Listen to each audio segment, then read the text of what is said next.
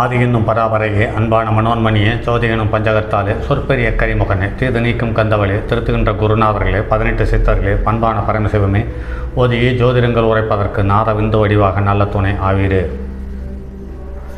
உலகில் உள்ள தமிழ் பேசும் அனைத்து நல் உள்ளங்களுக்கும் மற்றும் ஜோதிட சான்றவர்களுக்கும் மூத்தவர்களுக்கும் ஆர்வலர்களுக்கும் மற்றும் இந்த ஜோதிடத்தில் சார்ந்த பதிவுகளை காணும் உங்களுக்கும் ஆஸ்ட்ரோராஜின் இனிய நல்வணக்கங்கள். நம் நண்பர்கள் ஒரு சிலரிடம் பேசிக்கொண்டிருந்த பொழுது ஒரு சின்ன சந்தேகம் வந்து நம் நண்பர் நம்மிடம் கேட்டார், பரிகாரங்கள் உண்மையா? அந்த பரிகாரம் உண்மை எனும் பட்சத்தில் எல்லாவற்றிற்கும் பரிகாரம் சொல்ல முடியுமா அல்லது எல்லாவற்றிற்கும் பரிகாரம் பலிக்குமா என்று கேள்வி கேட்டார். அப்போது உரையாடிய சின்ன சின்ன தகவல்களோடு ஒரு அபரிமிதமான, அதே சமயத்தில் ஆதிகாலம் தொட்டே மிகப்பெரிய சக்தி குடிகொண்டுள்ள அருள்மிகு சோட்டானிக்கரை பகவதி அம்மன் கோவில் சம்பந்தப்பட்ட தகவலை இந்த பதிவாக எடுத்துக்கொள்ளும். நண்பர்களிடம் உரையாடி கொண்டிருக்கும் பொழுது அவர் கேட்டது, பெண் தெய்வத்தில் உங்களுக்கு தெரிந்த சிறப்பான தெய்வம் என்று எது என்று கேட்டார். அப்போது சொன்னேன், நிறைய தெய்வங்கள் இருக்கிறது. அதில் எந்த ஒரு பாபக்கிரகம் சம்பந்தப்பட்டிருந்தாலும் அதில் ராகு கேதுவனுடைய தொடர்பு இருக்கும் பட்சத்தில் சோட்டானிக்கரை பகவதி அம்மன் கோவிலுக்கு ஒரு முறை சென்று வந்தாலே உங்களுடைய வாழ்க்கையில் அடுத்த 48 நாட்கள் வித்தியாசம் தெரியும். அந்த சோட்டானிக்கரை பகவதி அம்மன் உங்களை அனுமதித்தாலே ஒழிய கண்டிப்பாக அந்த ஆலயத்தில் உங்கள் காலடியை பதிக்க முடியாது என்பது நிறைய நண்பர்களுக்கு சொல்லியிருக்கிறேன். அப்படி பார்க்கும் பொழுது ரிஷப லக்கணம் ரிஷபராசி, கன்னி லக்கணம் கன்னி ராசி, மகர லக்கணம் மகர ராசி ஆக நீல வீட்டில் இருக்கும் பட்சத்தில் ஒரு கிரகம் இருந்து அதற்கு ராகு கேதுவனுடைய தொடர்பு இருக்கும் பட்சத்தில் மனம் சார்ந்த விஷயங்கள், உங்களுடைய வீரியம் சார்ந்த விஷயங்கள் பாதிப்பு ஏற்படுகிறது.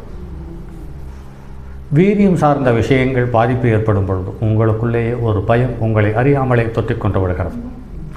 அதற்கு மனம் ஒரு காரணியாக அமைந்து விடுகிறது.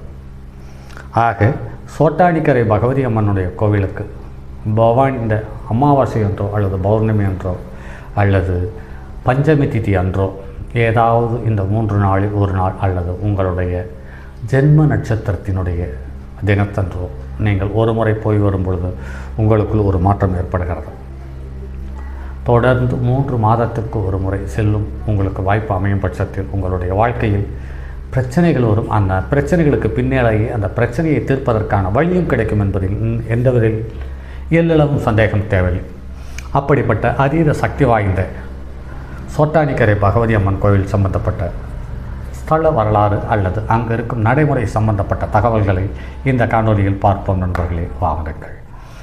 இங்கு பகவதி அம்மன் வெண்ணிற ஆடையில் சரஸ்வதி, உச்சி வேளையில் சிவப்பு ஆடையில் லட்சுமி, மாலை வேளையில் நீல நிற ஆடையில் துர்க்கையாக அருள்பாலிப்பது சிறப்பு.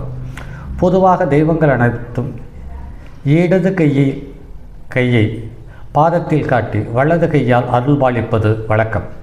ஆனால் இங்குள்ள பகவதி அம்மன் எல்லாவித பாவத்திலிருந்தும் காப்பவள் என்பதால் வலது கையை பாதத்தில் காட்டி இடது கையால் அருள்பாலிப்பது போல் காட்சி அமைந்திருப்பது என்பது சாலச் சிறந்தது. இங்கு கிழக்கு மண்டபமே கோயிலின் முக்கிய நுழைவாயு மண்டபமாகும். மண்டபத்தின் நடுவில் மிகப்பெரிய தீபஸ்தம்பம் இருக்கிறது. இந்த பிரகாரத்தின் வடமேற்கு திசையில் பிரசாத கவுண்டரும் இதனை அடுத்து கச்சேரி ஸ்மார்க்க சன்னதி உள்ளது. இங்கிருந்து பார்த்தால் கொடிமரத்தையும் மூலஸ்தான கலசத்தையும் ஒன்றாக தரிசிக்க முடியும். கோயிலை சுற்றி பொருத்தப்பட்டுள்ள விளக்குகள் முழுவதும் திருவிழா மற்றும் விசேஷ காலங்களில் ஏற்றப்படும்.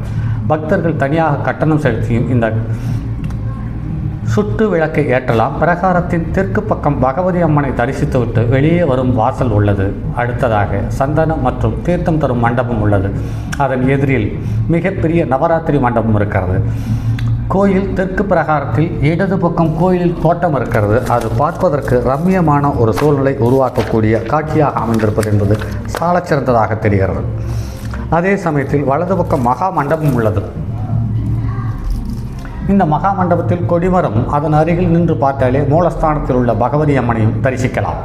குழந்தைகளை பள்ளியில் சேர்ப்பவர்கள் பிரகாரத்தின் வடக்கு பக்கம் உள்ள சரஸ்வதி மண்டபத்தில் பூஜை செய்கிறார்கள். பிரகாரத்தின் நடுவில் உள்ள யக்ஷினி சிஸ்டா பகவதி நாகர் சன்னதிகளும் தலவிருட்சமும் உள்ளது. இதனை அடுத்து சன்னதியில் சிவன் கிழக்கு நோக்கி அருள்பாலிக்கிறார். இங்குள்ள கீழ்காவு பகவதி அம்மன் சோட்டானிக்கரை பகவதி அம்மனின் சகோதரி என்கிறார்கள். சோட்டானிக்கரை பகவதியை தரிசிப்பவர்கள் அந்த அம்மனையும் அவசியம் தரிசிக்க வேண்டும் என்பது ஐதீகம். கீழ்காவி பகவதி சன்னதிக்கு எதிரில் மிகப்பெரிய தீர்த்த குளம் உள்ளது. குளத்தின் இடது பக்கம் நாகர் சன்னதி உள்ளது. மண்டபத்தின் இடது பக்கம் விடி வழிபாடு கூடமும், மண்டபத்தின் வலது பக்கம் ஸ்ரீ தர்மசாஸ்தாவின் சன்னதி, ஆஞ்சநேயர் சன்னதி, கணபதி சன்னதிகளும் அமைந்துள்ளது. இந்த சன்னதிகளுக்கு தெற்கு பக்கத்தில் யானைகளை கட்டி போடும் யானை கொட்டில் உள்ளது. திருவிழா மற்றும் முக்கிய பண்டிகை நாட்களில் இங்கிருந்துதான் யானை அழைத்து வரப்படுகிறது.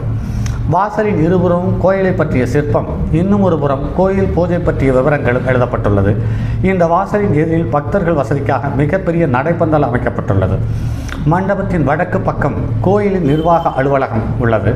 அதனைத் தொடர்ந்து பூஜை பொருட்கள் விற்கும் கடைகளும், மண்டபத்தினுடைய தெற்கு பக்கம் பொருட்கள் பாதுகாப்பாக வைக்கும் அறையும், அதை அடுத்துள்ள பகுதியில் கோயிலின் மேல் தோற்றமும் வரையப்பட்டுள்ளது. 12,000 புஷ்பாஞ்சலி நடத்துவதும் சிவந்த பட்டு கொடுப்பதும் இங்கே முக்கிய வழிபாடாக கருதப்படுகிறது. கோவில் நடை திறக்கும் நேரம் என்று பார்க்கும் பொழுது கோவில் அதிகாலை 4 மணி முதல் 12 மணி வரை, மாலை 4 மணி முதல் 8 மணி வரை நடை திறந்திருக்கும். வெள்ளிக்கிழமைகளில் காலை 3:30 மணி முதல் 12 மணி வரை நடை திறந்திருக்கும். ஸ்தல பெருமை என்று பார்க்கும் பொழுது 3.5 அடி உயரம் கொண்ட இந்த சிலை ருத்ராட்சத்தால் செய்யப்பட்டதாகவும் கூறப்படுகிறது. இங்கு அதிகாலையில் நிர்மால்ய தரிசனம் முடிந்ததும் தங்க அங்கி அணிவிக்கப்படும். தேவியின் வலது பக்கம் நாராயணா, தேவி நாராயணா, லட்சுமி நாராயணா, பத்திரி நாராயணா என்று பாடப்பெறுகிறார். மாசி மாதம் மகம் நட்சத்திரம் அன்று இங்கு மிக விசேஷமான நாளாகும். அன்று உச்சி பூஜைக்கு பின் 2 மணி நேரத்துக்கு பிறகு நடை திறக்கப்படும். அப்போது சர்வ அலங்கார விபூஷணியாக தேவி காட்சி தருகிறார். திருவாபரணம் பூட்டி தங்கமாக ஜொலிக்கும் இந்த விக்கிரகத்தை வணங்குவது மிகப்பெரிய புண்ணியமாக கருதப்படுகிறது. இது நடைமுறையில் 1க்கு மேற்பட்ட தடவை நானே உணர்ந்திருக்கிறேன். திருமணமான பெண்களுக்கு ஆயுளையும், திருமணமாகாத பெண்களுக்கு நல்ல வரணையும், குழந்தை இல்லாதவர்களுக்கு மகப்பேறும் கொடுப்பதாக நம்பப்படுகிறது. மாசி மகம் நாளில் இங்கு லட்சக்கணக்கான ஆண்கள் பெண்கள் கூடுகிறார்கள். அன்று பெண்களுக்கு முக்கிய தினமாக கருதப்படுகிறது என்பது நடைமுறையில் பார்க்க முடிகிறது. இது இல்லாமல் உங்களுக்கு லக்கினத்துக்கு 5ஆம் இடத்திலேயோ 7ஆம் இடத்திலேயோ 1ஆம் இடத்திலேயோ 9ஆம் இடத்திலேயோ 11ஆம் இடத்திலேயோ ராகு, கேது, சனி, செவ்வாயினுடைய தொடர்பு இருக்கும் பட்சத்தில் லக்னாதிபதி பலம் குறைந்திருக்கும் சூழ்நிலையில் இவர்களுக்கு மதிமுக்கால் மந்திரங்கால் வேலை, செய்வினை, பில்லி, சூன்யம், ஏவல் சம்பந்தப்பட்ட பாதிப்பு இவர்களுக்கு இருக்கிறது. இந்த அமைப்பு உள்ளவர்கள் இந்த பாதிப்பிலிருந்து விடைபெற அல்லது விளக்கம் பெற அல்லது இந்த பாதிப்பிலிருந்து குறைய பெற வேண்டுமாயின் உங்களுடைய ஜென்ம நட்சத்திரத்தன்று முதல் நாள் இரவிலேயே அம்மன் கோவில், சோட்டானிக்கரை அம்மன் கோவில் சென்று அங்கே ஆலயத்திலேயே அன்று இரவை கழியுங்கள். மறுநாள் காலை அதிகாலை நேரத்தில் ஏற்படும் முதல் பூஜையில் கலந்து கொள்ளுங்கள். உங்களுடைய வாழ்க்கையில் ஒரு பெருத்த மாற்றத்தை நிச்சயமாக உணர முடியும். எண்ணற்ற வாடிக்கையாளர்களுக்கு சொல்லி அவர்கள் சென்று வந்தவர்கள் சிறப்பாக இருக்கிறது என்று எனக்கு தகவல் கொடுத்திருக்கிறார்கள். அது மட்டுமல்ல, இப்படி பகவதி அம்மன் அனுமதி இல்லாத பட்சத்தில் நாம் சொல்லியும் அவர்கள் போகாமல் அல்லது போக விடாமல் அல்லது போக முடியாமல் இருந்து 1க்கு மேற்பட்ட நண்பர்கள் அதனுடைய பாதிப்பை சந்தித்திருக்கிறார்கள் என்பதையும் நடைமுறையில் பார்த்திருக்கிறோம். ஆக உங்களுடைய வாழ்க்கையில் உங்களுடைய பிரச்சனைகளை உங்கள் கட்டுப்பாட்டுக்குள் கொண்டு வரக்கூடிய எண்ணமும் ஈடுபாடு இருக்கும் பட்சத்தில் ஒரு முறை உங்களுடைய ஜென்ம நட்சத்திரத்தன்றோ அல்லது பௌர்ணமி அன்றோ அல்லது அமாவாசை அன்றோ அல்லது பஞ்சமி திதி அன்றோ சென்று வாருங்கள். உங்களுடைய வாழ்க்கையில் ஒரு அற்புதமான மாற்றம் ஏற்படும் என்பதை கோரி மற்றும் அடுத்ததொரு பதிவில் சந்திப்போம். அதுவரை உங்களிடமிருந்து விடைபெறுவது உங்கள் அன்பு நண்பன் எம் ராஜரத்தினம். என்னுடைய அலைபேசி எண் 9788972999 மற்றும் எண் 9791399649. தங்கமான் மழுவோடேந்தி தன்மதி தலையில் கொண்டோர் மங்கையர் பதிக்கச் சொன்ன மாமொழி ஜோதிடத்தை இங்கு யாம் உரைப்பதற்கோர் இமை என்னும் பிள்ளை வராமல் காக்க செங்கன் மால் மருகன் யானைச்சரர் பதம் காப்பதாமே.